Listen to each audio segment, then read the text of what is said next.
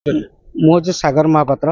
ଜଗତସିଂହପୁର ସଂସଦୀୟ କ୍ଷେତ୍ରରେ ଜଗତସିଂହପୁର ଜଣେ ସ୍ୱାଭିମାନୀ ଲୋକ, ଯିଏକି ମୁଁ ଜଣେ ସ୍ୱାସ୍ଥ୍ୟ କ୍ଷେତ୍ରରେ 18 ବର୍ଷ ହେଲାଣି ମୁଁ ସ୍ୱାସ୍ଥ୍ୟ କ୍ଷେତ୍ରରେ କାମ କରୁଛି। ମୁଁ ସ୍ୱାସ୍ଥ୍ୟ ସେବା ପାଇଁ କାମ କରୁଛି।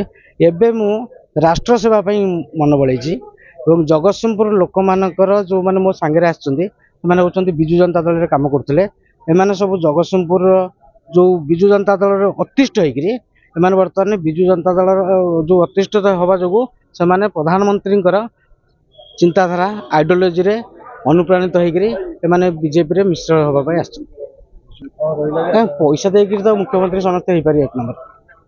ପଇସା ଦେଲେ ସମସ୍ତେ ଏକ ନମ୍ବର ମୁଖ୍ୟମନ୍ତ୍ରୀ ହେଇପାରିବେ। ଆଉ ଗୋଟେ ଯୋଉ କଥା ବାହାରୁଛି ଯୋଜନା ପରେ ଯୋଜନା ବାହାରୁଛି, ଆଗେ ଏସବୁ କଣ ଭୋଟ ପାଇଁ ନା ଅନ୍ୟ କିଛି ଲୋକ? ମୁଁ ଗୋଟେ ଛୋଟିଆ ଉଦାହରଣ ଦଉଛି। ଆମର ଏବେ ଯୋଉ 1000 ଟଙ୍କା ବ୍ୟାଗ ଦିଆହେଇଛି, ସେ ଯୋଉ 1000 ଟଙ୍କା ଇଲେକ୍ସନ ସରିଲା ପରେ ତାଙ୍କ ଜିନିଷପତ୍ର ବ୍ୟାଗରେ ପୁରେଇବେ, 1000 ଟଙ୍କା ଟ୍ରେନ୍ ଟିକେଟ୍ କରିକି ସୁରାଟ ଯିବା ପାଇଁ ଏଇଟା ହେଉଛି ପ୍ଲାନ୍।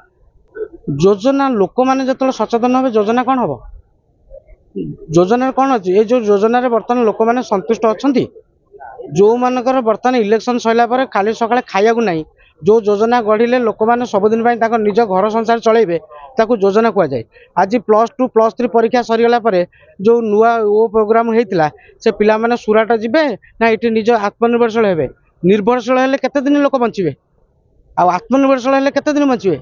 ଆମେ ଆଜ୍ଞା ପଥର ଫଟେଇକି ଆସିଛୁ। ମୋଦି ରାଷ୍ଟ୍ର ସେବା ହେଉଛି ମୁଖ୍ୟ, ଦେଶ ସେବା ସେ କରିଛନ୍ତି। ସେ କୌଣସି ଲୋକଙ୍କର ଯୋଜନାରେ ଗରିବ ଲୋକମାନଙ୍କ ପାଇଁ କାମ କରିଛନ୍ତି, ଯେଉଁମାନେ ପାଇବା ପାଇଁ ହକଦାର। ଆଉ ଭୋଟ ପାଇଁ ଆମେ ରାଜନୀତି କରୁନାହାନ୍ତି।